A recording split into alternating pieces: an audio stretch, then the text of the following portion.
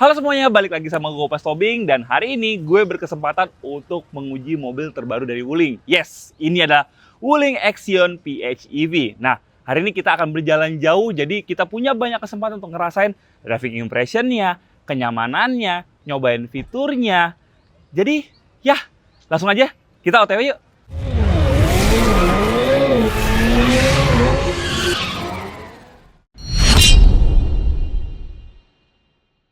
Ya, sebelum kita OTW bareng Wuling Axion PHEV ini, kita bahas dulu eksteriornya. Dari depan, kalian bisa lihat ya, ini bahasa desainnya tuh SUV banget. Dia kaku untuk kayak bentuk kap mesinnya, dia ada dua buah guratan di atasnya yang menambah kesan berotot dari mobil ini. Terus juga kalau kita lihat lekukan depannya tuh kaku gitu, nggak ada lekukan-lekukan manis lagi. Yang bahasa-bahasa desain mobil zaman sekarang lah ya. Terus untuk lampunya, kalau kalian lihat nih, ini mirip banget sama salah satu lineup Wuling yang sudah lebih dahulu dibandingkan Wuling Axion. Kalian nggak salah, karena lampunya ini mirip banget sama Wuling Darion. Ya, dia X-shape seperti ini, tapi ini bukan hal yang jelek karena desainnya, jujur, kami personally itu suka banget sama desainnya. Tapi kembali lagi, desain adalah hal yang subjektif, karena memang tergantung dari selera masing-masing orang. Nah, kalau yang PHEV ini, dia grillnya ada lubang-lubang angin ya, karena memang dia masih pakai mesin jadi perlu pendinginan. Kalau yang EV kan dia dibiarin polos gitu aja. Tapi kalau model jujur kita lebih suka yang PHEV ini. Terus lower bumper dia juga bagus desainnya, SUV banget kelihatan. Dan kalau dari depan kita lihat dia juga sudah dilengkapi dengan ADAS karena sudah ada sensor di kacanya itu. Nah, berlanjut ke desain sampingnya ya, dia mobil ini kelihatan besar memang karena panjangnya itu sudah ada di 4,7 meteran. Itu cukup panjang. Terus juga untuk lebarnya tuh ada di 1,8 meteran dan tingginya itu ada di 1,7 meteran. Nah, untuk wheelbase-nya sendiri dia juga cukup panjang, ada di 2,81 meteran. Jadi nanti kita lihat apakah di interiornya akan translate juga dengan wheelbase yang cukup panjang seperti ini. Nanti kita lihat juga di interior apakah akan translate dengan wheelbase yang cukup panjang di 2,81 meter. Terus untuk velgnya sendiri dia pakai velg yang ukurannya itu ya tidak terlalu besar, tidak terlalu kecil, tepatnya 18 inci, dibalut dengan ban 215-55 R18. Ya sebenarnya kalau dinaikin 19 inci mungkin bisa, tapi nanti akan kompromis ke kenyamanan.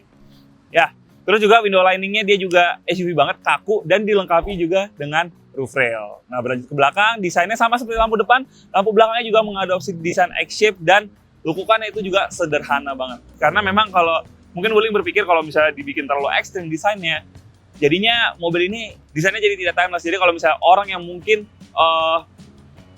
jarang berganti mobil, itu akan melirik mobil lain yang lebih timeless. Jadinya dibikinlah desainnya seperti ini gitu. Terus juga gue sukanya di belakang mobil ini emblemnya nggak terlalu banyak, tidak seperti mobil-mobil Tiongkok pada umumnya yang emblemnya tuh rame banget. Di sini tuh cuma ada Axion EV atau Axion PHEV. Jadi clean look. Terus juga kalau berlanjut ke bagasinya, dia bagusnya juga pembukaannya udah power back door. Dan untuk kapasitasnya dia bisa sampai 1.788 liter, jadi cukup besar. Nah, itu aja dari eksterior, sekarang kita lanjut ke interiornya. Let's go. Nah, ini dia interiornya. Ya, itu masuk interiornya, bahannya ya kerasa cukup premium, meskipun memang kalau untuk di dashboardnya itu dia belakang ini masih pakai plastik keras. Cuma desainnya itu simple, tapi yang gue impress di sini adalah pemilihan warnanya. Pemilihan warnanya itu dia coklat tua, yang bikin selain dia lebih durable jika dibandingkan warna terang, tapi tetap kerasa premiumnya jika dibandingkan warna hitam misalnya. Keren kalau untuk warna interiornya. Setirnya dia twin spoke seperti ini, terus juga udah tilt dan juga teleskopik, dan cukup jauh juga untuk teleskopiknya. Dan door trimnya juga sudah soft touch, meskipun ini masih ada material keras di sini. Dan uniknya di sini dia ada detail kecil yang sebenarnya cukup membantu mungkin untuk orang-orang yang misalnya jarang menggunakan mobil, yaitu dikasih tulisan pool di sini. Ini detail yang sebenarnya tidak kepikiran sama brand-brand kekinian ya. Ini detail kecil cuma cukup oke. Terus juga dikasih seperti ada detail kasar yang bisa menambah. Kalau misalnya kalian membuka ini, itu lebih mantap lah megangnya karena gripnya lebih oke. Untuk dashboardnya, dia desainnya ya juga simple, nggak yang neko-neko, dan dia juga bagusnya untuk pengaturan AC. Untuk arahnya itu dia masih pakai fisik, tidak dipusatkan semua di layar. Dan untuk pengaturan AC juga dia untuk suhunya dia masih single zone aja, dia belum dual zone atau triple zone. Tapi yang di sini yang mau gue highlight adalah selain dia bisa diatur dari layar di sebelah sini, dia juga bisa diatur dari tombol fisik di bawah sini. Jadi ya cukup convenient kalau misalnya mungkin kalian baru beralih dari mobil yang banyak tombol fisiknya ke Wuling Axion ini. Tapi kontrol seperti drive mode, terus juga seperti ADAS, EPB-nya itu semua dipusatkan di layar sini. Ya, untuk EPB memang kita lebih suka sebenarnya kalau ada tombol fisik sih, gitu.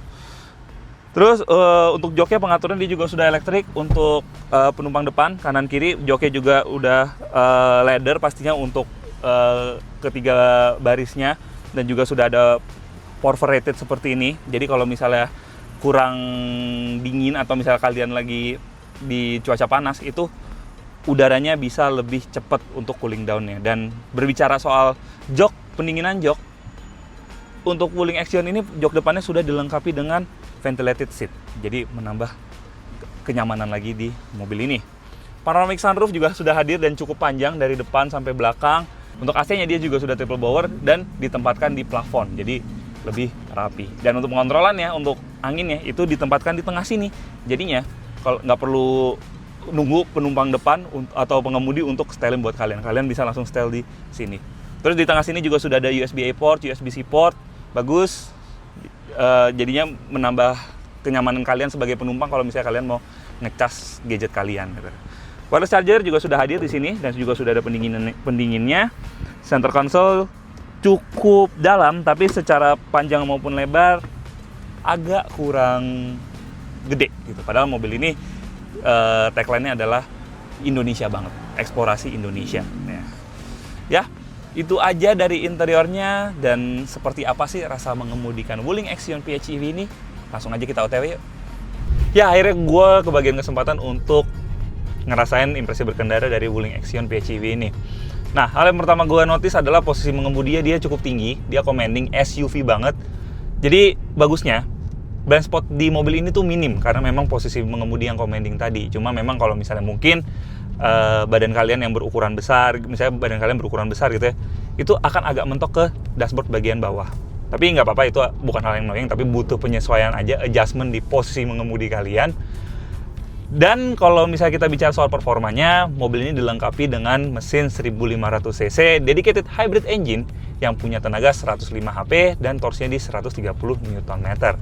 Nah, untuk motor listriknya sendiri, mobil ini punya motor listrik yang bertenaga 195 HP dan torsinya ada di 230 Nm, serta juga dilengkapi dengan baterai berkapasitas 20,5 kWh yang mampu di-charge secara DC atau DC fast charging, yang dimana kalau misalnya terisi penuh dayanya, mobil ini mampu berjalan sejauh 125 km tanpa harus mesinnya nyala. Ya, bisa kita bilang ini range-nya paling jauh sih. Rata-rata rival di kelasnya itu cuma mungkin di 80, 78, 75 gitu ya. Kalau di Axion ini bisa sampai 125. Oh ya, kalau berbicara soal tenaganya, mobil ini punya 4 driving mode. Yang pertama yang comfort, ada normal, ada sport, dan juga yang terakhir itu personalize. Personalize itu banyak hal yang bisa kalian adjust. Misalnya, regenerative braking-nya seperti apa, dan yang menurut gue paling unik adalah power delivery-nya. Jadi misalnya nih kalian pengen bikin penumpang nyaman, mungkin power delivery-nya bisa kalian kecilin. Tapi kalau misalnya kalian lagi di jalanan yang butuh tenaga lebih, misalnya di jalan pegunungan atau misalnya lagi sering nyalip di tol yang atau sering nyalip di jalanan lintas provinsi misalnya gitu ya, itu bisa kalian naikin. Dan kalau misalnya kita naikin, tenaganya ini lebih dari cukup menurut gue. Kebetulan kita nih lagi di rute yang cukup variatif ya. Kemarin kita lewatin jalanan Dendels dan juga lewatin jalanan pegunungan. Dan ini sekarang kita lagi mau menuju Bandung dan jalannya itu cenderung banyak tanjakan. Ya, powernya menurut kami ini cukup. Jadi kita kalau nyetir mobil ini antar kota itu pede banget. Nah, kalau misalnya biasanya kan kalau di lintas kota itu jalanannya tidak selalu mulus. Nah, disinilah kita bicara soal kenyamanannya. Nah, sebelum gue nyetir mobil ini, gue sempat merasakan jadi penumpang di jalan raya Dendels ya.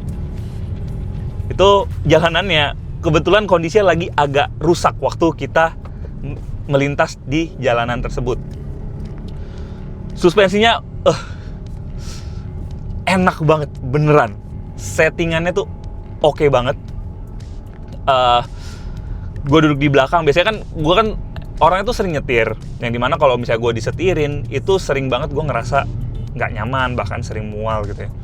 Tapi nggak di mobil ini, gue ngerasa suspensi tuh pas, SUV banget. Dan kemarin yang satu mobil sama gue kebetulan ada Rai dari Kendara, terus juga ada Ikai dari Laknats, dan juga ada Mila dari belakang tuh yang lagi nggak tidur ternyata, bilang dan setuju kalau set suspensi ini Indonesia banget. Indonesia banget tuh bukan berarti favorit orang Indonesia, tapi pas banget untuk jalanan Indonesia. Kaki-kakinya nggak kerasa lemah, sama sekali nggak, karena dia juga pakai multi-link suspension di bagian belakang. Jadinya kenyamanannya itu bisa kami bilang oke punya. Terus juga duduk di belakang, joknya itu juga bisa menopang kaki gue dengan sangat baik. Terus juga untuk legroom, headroom, semuanya juga tersedia dengan cukup lumayan banyak ya. Padahal tinggi gue udah di 182 cm. Kalau soal kenyamanan, ya kalian misalnya mau berpergian rame-rame misalnya dengan mengutilize mobil ini kapasitasnya yang 7 penumpang atau misalnya berempat gitu, mobil ini bisa up to the challenge. Kalau misalnya mungkin saudara yang sudah meluncur terlebih dahulu si Wuling Darion ya, biasanya kan kalau misalnya kita isi cuma berempat mungkin, itu suspensinya sedikit keras. Kalau di full baru enak. Kalau ini diisi berempat aja itu udah enak. Terus kalau bicara soal keselamatan, fitur keselamatan ya, mobil ini sudah dilengkapi dengan ADAS Level 2 yang support adaptive cruise control, dan following assist, dan keeping assist, dan cross traffic alert. Itu udah tersedia secara standar di mobil ini. Untuk performanya sendiri untuk ADAS tersebut bisa dibilang dia main di level tengah. Dia tidak yang paling kasar, tidak yang paling lemot, tapi bukan yang paling halus juga. Jadi ya masih bisa menopang kebutuhan kalian tentang ADAS ya. Misalnya kalian lagi capek gitu ya, kalian pakai ADAS, itu pede dengan penggunaan ADAS di mobil ini. Terus juga untuk peredamannya juga cukup baik untuk baris depan, karena sudah dilengkapi dengan peredaman juga cukup baik di baris depan karena dia pakai double glass dan double glass di baris depan. Tapi di belakang itu karena dia pakai cuma satu layer aja untuk kacanya, kalau misalnya kita lewati jalanan kasar, itu peredamannya tidak sebaik di depan. Jadi sedikit intrusif ke dalam kabin. Tapi bukan yang bikin kita jadi pusing, jadi annoyed di mobil, enggak. Tapi karena udah ngerasain kalau di depan ini kedap, begitu duduk di belakang, itu kerasa jadi kurang nyaman. Respon setirnya, jujur, ini respon setirnya ya SUV banget. Dia bukan nggak direct, tapi bukan yang delay-nya parah banget juga. Jadinya ya untuk pengendaliannya sebenarnya ya so-so lah ya. Tapi menurut gue setelah merasakan mobil ini sebagai penumpang, sebagai driver, ini sih bisa gue bilang cukup bisa dipertimbangkan kalau kalian mencari sebuah SUV 7-seater. Nah, setelah nyobain Wuling Action PHEV ini, setelah start dari Jogja, terus juga ngarungin jalanan Dendels untuk menuju Pangandaran, terus ke Bandung, dan sekarang kita sudah di rest area kilometer 88. Bisa gue simpulkan mobil ini Indonesia banget ya, dari karakter suspensinya itu pas banget buat jalanan Indonesia. Ini jujur mengejutkan gue banget waktu ngarungin jalanan Dendels, kayak bisa seenak ini. Dan gue adalah orang yang tidak biasa duduk di baris kedua, jadinya gue cukup surprise. Terus juga tenaganya dia cukup banget, meskipun memang bukan yang paling besar di kelasnya ya, sudah support DC fast charging juga, dan ada pilihan EV dan juga PHEV. Jadi mungkin kalau kalian yang suka dalam kota lebih pas yang EV mungkin ya, tapi kalau kalian misalnya suka road trip lebih yang PHEV. Jadi menurut gue mobil ini all-rounder banget untuk kondisi Indonesia sekarang, apalagi sekarang untuk bahan bakar minyak baru aja naik ke level 16.000. Jadi mobil ini kalau misalnya ditanya untuk harian tuh cocok, untuk road trip juga cocok. Untuk harian kalian bisa optimize range dari EV-nya. Terus juga fiturnya juga oke lah, meskipun bukan memang yang terbaik ya, tapi bukan mobil ini kekurangan fitur. Terus juga interiornya juga cukup premium kerasanya. Jadi untuk dibanderol dengan harga di bawah 500 jutaan, ini sih oke sih untuk kalian pinang ya. Oke, sekian video kali ini. Kalau kalian suka video ini, kenapa kalian nggak like video ini? Subscribe ke YouTube channel OTW Indonesia dan pastikan nyalakan lonceng notifikasi. Main-main juga ke Instagram kami di Obsessed2Wheels, di situ banyak story kalau kita lagi syuting, dan kalau misalnya media ada seperti ini, dan berita otomotif di dunia maupun di tanah air. Dan untuk berita otomotif, kalian bisa mengaksesnya melalui website kami di obsessed2wheels.com. Dan juga kalau kalian tertarik nih untuk meminang Wuling Action ini atau line-up Wuling lainnya, kalian bisa membelinya melalui website kami, dan pastinya kami akan memberikan penawaran terbaik. Dan sekarang kami sudah memiliki TikTok di otw.indonesia, jadi kalau kalian nih suka main TikTok, make sure follow TikTok kami. Oke, Gogo Postobing, pamit dulu.